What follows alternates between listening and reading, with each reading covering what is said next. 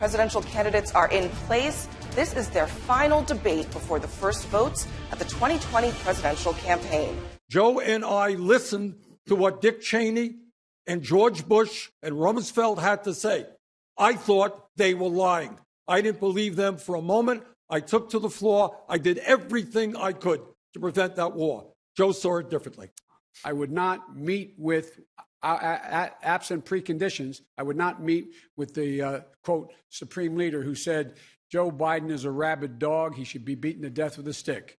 I count that. Well, other than that, you like him. Other than that, I like him, and he got a love letter from Trump right after that. I don't know that there's any trade agreement that the senator would ever think made any sense. But the problem is that 95% of the customers are out there. So we better figure out how we begin to write the rules of the road, not China. Senator Sanders. Joe and I have a fundamental disagreement here, in case you haven't noticed.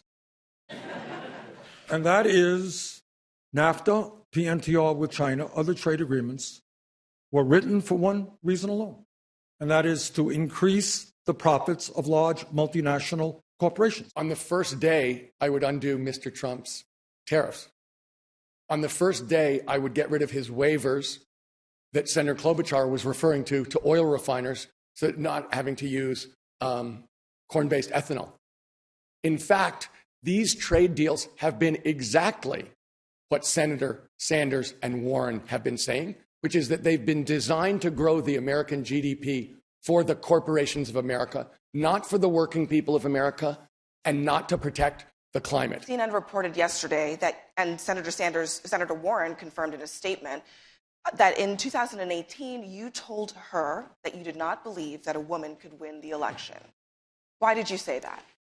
Well, as a matter of fact, I didn't say it. And I don't want to waste a whole lot of time on this, because this is what Donald Trump and maybe some of the media want. Anybody knows me, knows that it's incomprehensible that I would think that a woman could not be president of the United States. Go to YouTube today.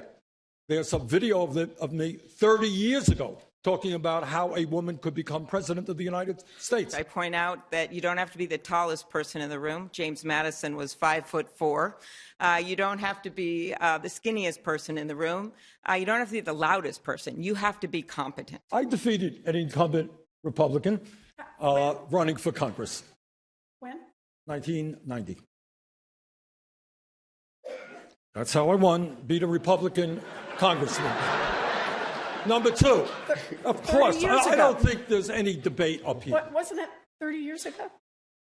I beat an incumbent Republican congressman. And I said I was the only one who's beaten an incumbent Republican in 30 years. Well, 30 years ago was 1990, as a matter of fact. But I don't know that that's the major issue of the day.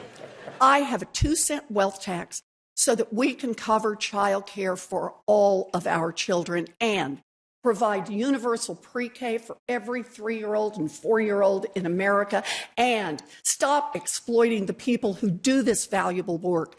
Largely black and brown women, we can raise the wages of every child care worker and preschool teacher in America. That's an investment in our babies. That's an investment in their mamas and their daddies, and it's an investment in our teachers and in our economy. I'm ready to take on Donald Trump because when he gets to the tough talk and the chest thumping, he'll have to stand next to an American war veteran and explain how he pretended bone spurs made him ineligible to serve.